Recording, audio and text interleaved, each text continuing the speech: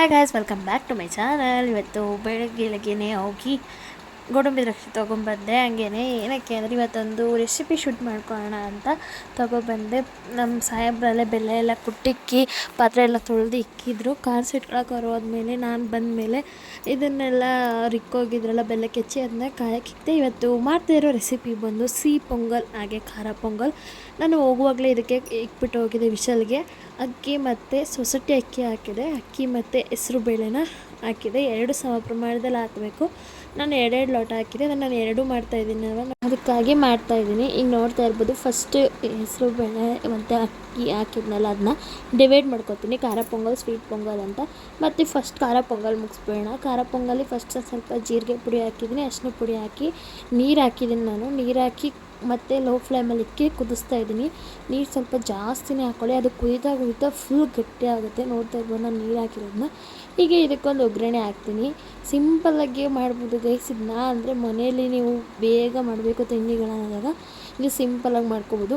ಅದಕ್ಕೆ ಕರ್ಬೇವಿನ ಸೊಪ್ಪು ಹಾಕಿ ಮೆಣಸಿನ್ಕಾಯಿ ಹಾಕ್ತಾಯಿದ್ದೀನಿ. ಖಾರಕ್ಕೆ ಎಷ್ಟು ಬೇಕೋ ಅಷ್ಟು ಹಾಕೋಬೇಕು, ಏಕೆಂದರೆ ಮೆಣಸು ಹಾಕೋದ್ರಿಂದ ನಾವು ಖಾರಕ್ಕೆ ಎಷ್ಟು ಬೇಕೋ ಅಷ್ಟನ್ನ ಹಾಕ್ಕೊಂಡ್ರೆ ಚೆನ್ನಾಗಿರುತ್ತೆ. ಆಮೇಲೆ ಒಂದು ಸ್ವಲ್ಪ ಗೋಡಂಬಿ ಹಾಕ್ಕೊಂಡು ಫ್ರೈ ಮಾಡ್ಕೊತಾ ಇದ್ದೆ. ನೋಡ್ತಾ ಇರ್ಬೋದು ಫ್ರೈ ಆಗ್ತಾಯಿದೆ. ಅದು ನೀಟಾಗಿ ಫ್ರೈ ಎಲ್ಲ ಆದಮೇಲೆ ನಾವು ಇದನ್ನು ಖಾರ ಪೊಂಗಲ್ ಒಳಗಡೆ ಹಾಕಿ ಮಿಕ್ಸ್ ಮಾಡಬೇಕು. ಇಷ್ಟೇ ಗೆಸ್ ಖಾರ ಪೊಂಗಲ್ಲು, ಏನಿದ್ರಲ್ಲಿ ಏನು ಜಾಸ್ತಿ ಇಲ್ಲ. ಆಮೇಲೆ ರುಚಿಗೆ ತಕ್ಕಷ್ಟು ಉಪ್ಪು ಹಾಕ್ಕೊಬೇಕು. ಉಪ್ಪನ್ನ ನಾವು ಬೇಯಿಸುವಾಗಲೇ ಹಾಕೋಕ್ಕಾಗಲ್ಲ, ಯಾಕೆಂದರೆ ಸಿಹಿ ಪೊಂಗಲ್ ಮಾಡಬೇಕಲ್ಲ, ಹಂಗಾಗಿ ಅಷ್ಟೇ. ಸಪ್ರೇಟಾಗಿ ಹಿಂಗೆ ಮಾಡುವಾಗ ಹಾಕ್ಕೊಂಬಿಟ್ರೆ ಮುಗ್ದೋಗುತ್ತೆ. ಈಗ ಮೆಣಸು ಹಾಕ್ತಾಯಿದ್ದೀನಿ. ನಾನು ಮೆಣಸು ಒಂದು ಸ್ವಲ್ಪನೇ ಹಾಕ್ತೀನಿ, ಯಾಕೆಂದರೆ ನಮಗೆ ಜಾಸ್ತಿ ಸಿಗಬಾರ್ದು ತಿನ್ನುವಾಗ ಅಂದ್ಬಿಟ್ಟು ನಾನು ಸ್ವಲ್ಪನೇ ಹಾಕ್ತೀನಿ. ಆಮೇಲೆ ಖಾರ ಪೊಂಗಲ್ಗೆ ಹಾಕಿ ಮಿಕ್ಸ್ ಮಾಡಬೇಕಷ್ಟೇ. ಮಿಕ್ಸ್ ಮಾಡಿದ್ರೆ ಖಾರ ಪೊಂಗಲ್ ರೆಡಿ. ಸಕ್ಕತ್ತಾಗಿತ್ತು, ನನಗಂತೂ ತುಂಬ ಇಷ್ಟ ಆಯಿತು. ಈಗ ಸ್ವೀಟ್ ಪೊಂಗಲ್ ಮಾಡೋಣ ಬನ್ನಿ. ನಾನು ಈ ಥರ ಸಪ್ರೇಟಾಗಿ ತೆಗೆದಿಟ್ಕೊಂಡಿದ್ದೆ ಮುಂಚೆ. ಆಮೇಲೆ ಸಿಹಿ ಪೊಂಗಲ್ಗೆ ಆಗಲೇ ಬೆಲ್ಲಕಾಯಿ ಸಿಕ್ಕಿದ್ನಲ್ಲ, ಅದರ ನೀರನ್ನ ಹಾಕ್ತಾಯಿದ್ದೀನಿ, ಸೋಸ್ಬಿಟ್ಟು ಹಾಕ್ತಾಯಿದ್ದೀನಿ. ಯಾಕೆಂದರೆ ಅದರ ಧೂಳು ಇರುತ್ತೆ ಅಲ್ವಾ, ಧೂಳಿತ್ತು ಗೈಸ್, ನಾನು ನೋಡಿದೆ. ಹಾಗಾಗಿ ಸೋಸಿದ್ಕು ಒಳ್ಳೇದಾಯಿತು ಅನ್ಕೋ ಸೋಸ್ಬಿಟ್ಟೆ ಹಾಕ್ಕೊಳ್ಳಿ ನೀವು ಮಾಡುವಾಗ.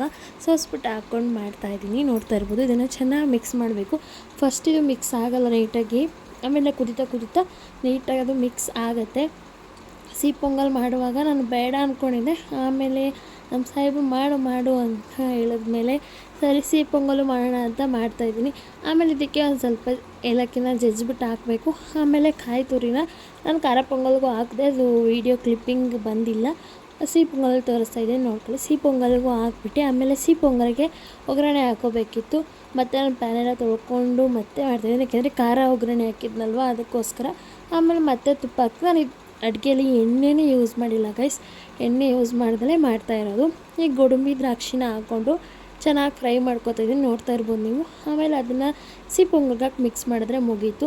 ನೋಡಿ ಈಗ ನಮ್ಮ ಸಾಹೇಬರು ಏನಂತ ಹೇಳ್ತಾರೆ ಅಂತ ತಿಂತಾಯಿದ್ದು. ಅವ್ರಿಗೆ ಫಸ್ಟ್ ತಿಂಡಿ ಹಾಕ್ಕೊಟ್ನ, ಅವ್ರು ಅದಕ್ಕೆ ಕೇಳಿದ್ದಕ್ಕೆ ಏನಂತಾರೆ ನೋಡಿ. ಚೆನ್ನಾಯ್ತಾ? ಸೂಪರ್. ನೀವು ಮನೇಲಿ ಮಾಡ್ಕೊಂಡು ತಿನ್ಕೊಳ್ಳಿ, ತುಂಬ ಈಸಿ ತಿಂಡಿ ಇದು ಬೆಳಗ್ಗೆ ಅಂತ ಅನ್ನಿಸ್ತು. ಈ ವಿಡಿಯೋ ಇಷ್ಟ ಆಗಿದ್ರೆ please subscribe to my channel.